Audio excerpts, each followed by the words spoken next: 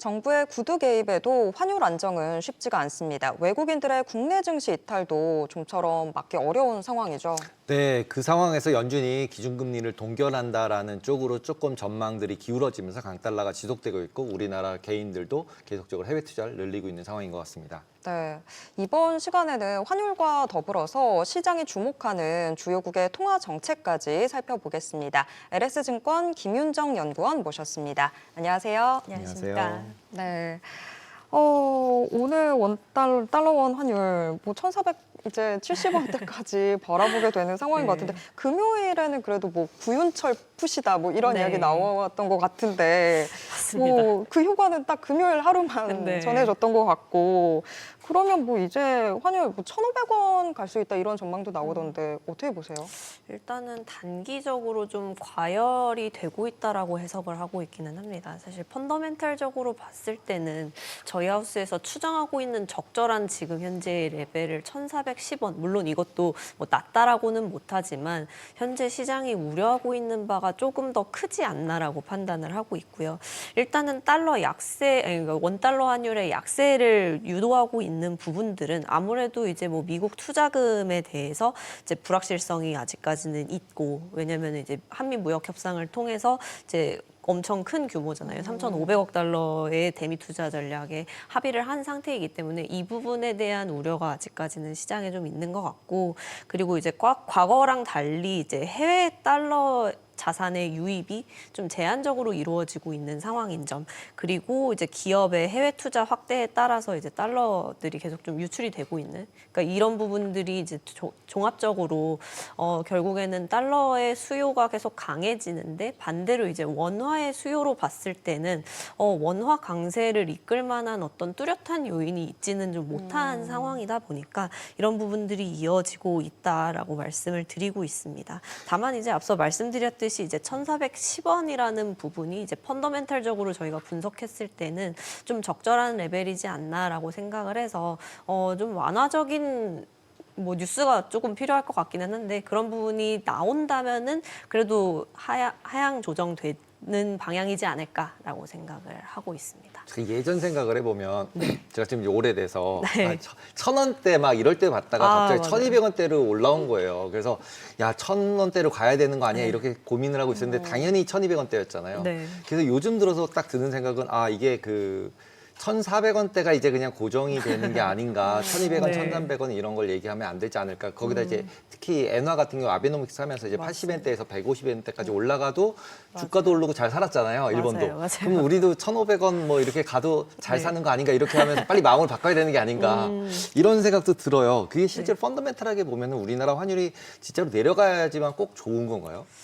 사실 다각적인 영향을 미칠 수는 있죠. 사실 환율이 올라간다라고 했을 때 수혜를 보는 쪽들이 있고 내려가는 쪽이 이제 수혜를 보는 쪽들이 있고 한데 사실 일단은 지금 현재 같은 경우는 워낙 좀 빠르게 올라가고 있고 네, 그리고 기업 입장에서 그러니까 저희는 결국에는 증시에 투자를 하고 있는 그런 입장이다 보니까 기업의 어떤 수익성이나 이런 데 미치는 영향을 판단을 해 봤을 때에는 당연히 이제 달러를 벌어오는 기업들한테는 이제 재무 구조나 이런 부분에 있어서 그 매출이나 이런 부분이 더 찍힐 수 있고 그런 부분은 좋은데 이제 이게 장기화되면은 결국 이제 조달 비용의 증가 문제로 이어지기 때문에 이제 중장기적인 펀더멘탈 측면에서는 또 그렇게까지 좋냐라고 볼 수가 있는 거거든요. 그래서 또 여기서 많이 떨어지게 되면은 또 그건 역시도 경제에 타격이 있기는 하겠습니다만은 지금 현재의 상승 속도나 이런 것들이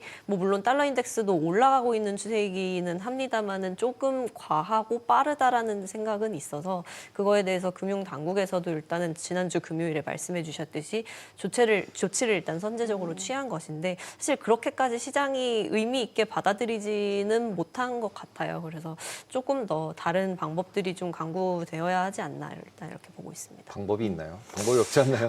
거기다 세게 말한 거 아니에요? 네? 그러니까 수출도 계속 잘 되고 있고 네. 그럼 그 수출된 게 우리나라 들어와서 이제 매도가 나와야 되는데 달러 네. 매도를 해줘야 되는데 결국 미국에 투자하라 그러니까 매도할 맞습니다. 돈은 없고 맞습니다. 이제 너무 이제 포카를 친다고 치면 이게 패가 너무 다 맞아요. 보여졌잖아요. 맞아요. 이제 와서 팔 사람이 없다는 거 보여줬는데 여기서 네. 누가 팔까? 기업들도 당연히 달러 수입 받았어도 안 팔고 네. 있을 거고. 맞습니다. 그러면은 과연 이거를 한국은행 말고 개입하는 거 말고는 이걸 내릴 방법이 있나 이런 생각이 계속 드는데. 일단 직접적으로 개입을 하는 거는 이제 사실 그런 개입을 했을 경우에 이제 미국 쪽이 또 이제 반발 뭐라고 우려도 하죠. 있고 뭐 그렇다 보니까 사실 직접적으로 이렇게 개입을 하고 이런 부분들이 표면적으로 나타나기는 사실 어려울 것이다라고 판단을 하고 있고요. 그 대신에 이제 좀 워낙 강세 요인이 필요하거나 그쵸. 이제 그러니까 뭐 직접적으로 달러 수요에 영향을 줄 수는 없어도 국내의 어떤 펀더멘탈적인 부분이 강화가 되어야 하는 부분인데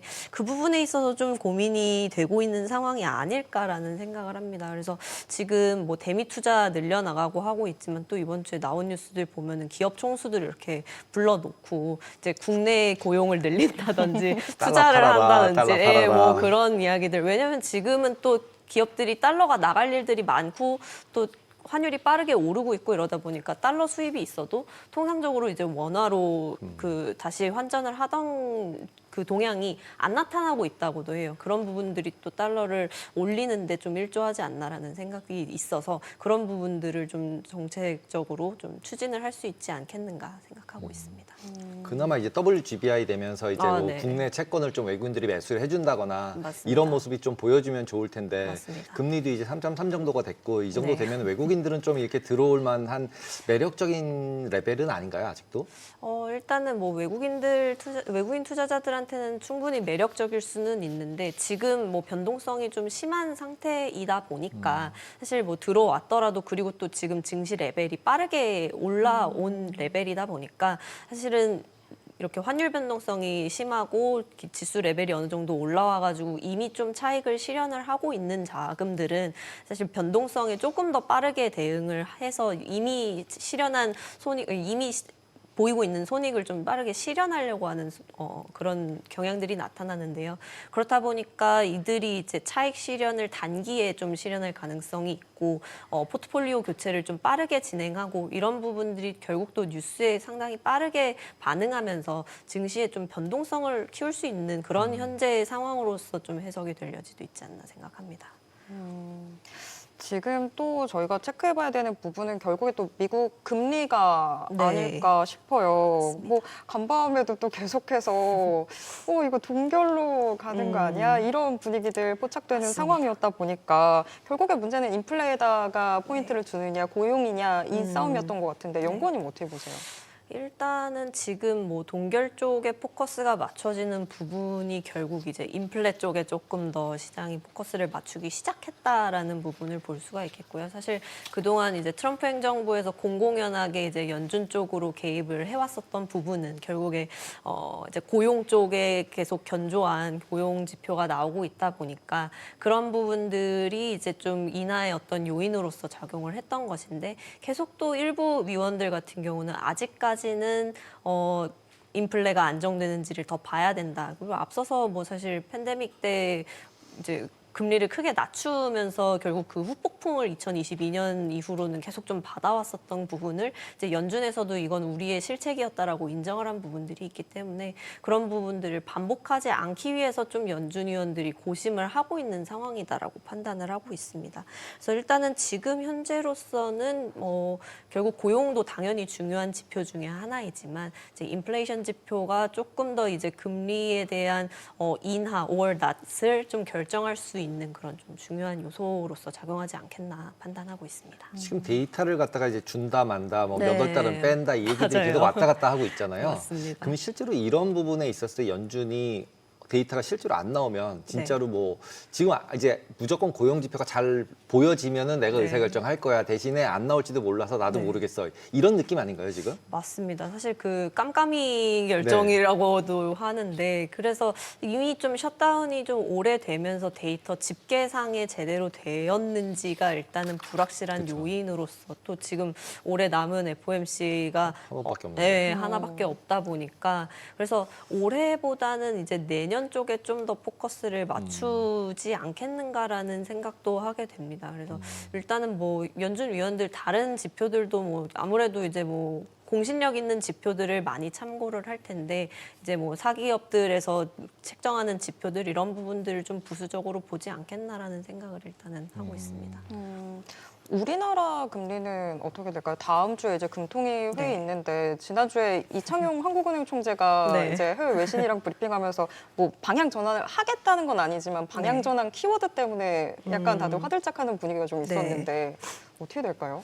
일단은 뭐 지난번 10월 금통위 때도 동결을 했는데 그때 그 부동산 정책 영향에 따라서 이제 좀 금리나 기대감 이런 부분들이 조금 후퇴를 하지 않았나 그리고 그런 부분들이 이번에도 유지가 되지 않겠는가라고 좀 짐작을 해보고 있습니다.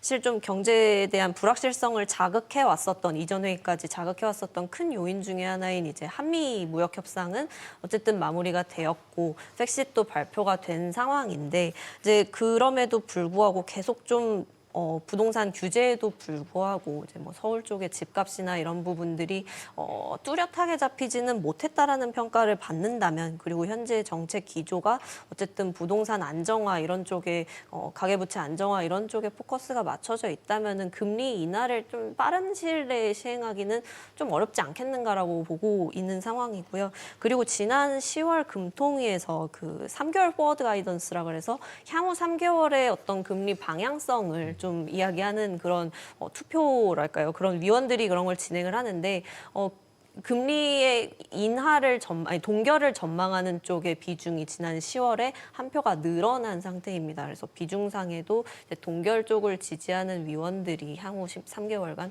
동결을 지지하는 위원이 좀 늘어나 있는 상태이고요. 다만 이제 국내의 어떤 경기 상황이나 이런 부분들이 사실 좋다라고 평가를 하기에는 또 어려운 부분들이 있다 보니 거기서 좀 균형점을 찾아 나가는 그런 방안에 대해서 고민을 하지 않을까. 그 경기에 대한 진단 부분이 또 오히려 이번 회의에서는 좀 중요하지 않겠는가라고 보고 있습니다. 우리나라를 포함해서 기본적으로 네. 경기가 대부분 안 좋으니까 특히 일본도 포함해서 아, 그래서 네네. 무조건 돈 풀 거야. 네. 그래서 일본도 이제 결국 돈 푼다고 얘기를 한다. 네. 유동성을 푼다. 네. 중국도 경기 안 좋고 부동산 안 좋아서 돈 푼다. 맞아요. 유럽도 경기 안 좋아서 돈 푼다. 미국도 네. 트럼프가 계속 돈 푼다. 그래서 네. 다 돈 푼다. 그래서 맞아요. 유동성 랠리다. 맞아요. 그래서 에브리띵 랠리였잖아요. 맞습니다. 근데 딱 일주일 만에 분위기가 싹 바뀌었어요. 금리도 올라가고 막. 그럼 이 유동성은 실질적으로 유동성은 풀리는 거라고 봐야 되는 거 아닌가요? 기본적으로 보면은 다시. 저 일단은 풀린다에 포커스를 맞추고 있고 사실 그것 때문에 증시가 지금 뭐 국내를 비롯해서 다 글로벌 올랐죠. 증시 다 오른 것도 결국 그것 때문인데 이제 그거에 대해서 갑자기 이제 경제 우려라고 한다면은 사실 시장이 느끼는 충격이 꽤나 클 텐데 사실 뭐 일단 미국부터 봤을 때는 그 방향성을 크게 전환할 가능성은 높지 않다라고 보고 있고요. 이제 트럼프 대통령의 정책 스탠스가 뭐 애초에 그 미란 보고서라고 하는 데에서부터 출발을 한다면 이제 뭐 약달러나 뭐 금리를 낮추고 이런 부분들로부터 해서 유동성을 공급하면서 기업 실적 기업 투자 늘리고 하는 부분을 지지를 하고 있기 때문에 그 방향성이 유지가 될 걸로 보고 있고 다른 국가들도 마찬가지입니다. 지금 뭐 내수 경기나 이런 부분들이 다들 그렇게 썩 좋지는 못한 상황에서 국가가 좀 지금은 나서야 할 때라는 부분에 대한 그 합의가 좀 어느 정도 있는 상황인 것 같고요. 다만 이제 우리나라나 뭐 중국 같은 경우는 좀 열애로 놓더라도 일본 같은 경우나 이렇게 보면은 재원을 어디서 조달할 것인가에 대한 부분이 이제 하나의 과제로 남아 있는 상황이고 일본 같은 경우는 거기서 이제 세금을 좀 건드린다라는 말을 했다가 결국에는 맞죠. 이제 선거에서 지고 그런 모습들이 나온 것처럼 이제 시행착오는 겪기는 하겠습니다만은 그 재원을 마련하는 혹은 이제 채권을 발행하는 그런 부분들에 있어서 좀 영향이 있지 않겠는가. 보고 있습니다. 그리고 또 일본 결국 21일이 가장 중요한 거 아, 아닌가요? 어떻게 경제 정책들을 내놓는지 맞습니다. 그런 부분들까지 같이 좀 챙겨보면 되겠네요. 네, 오늘 말씀 여기까지 듣겠습니다. 고맙습니다. 감사합니다.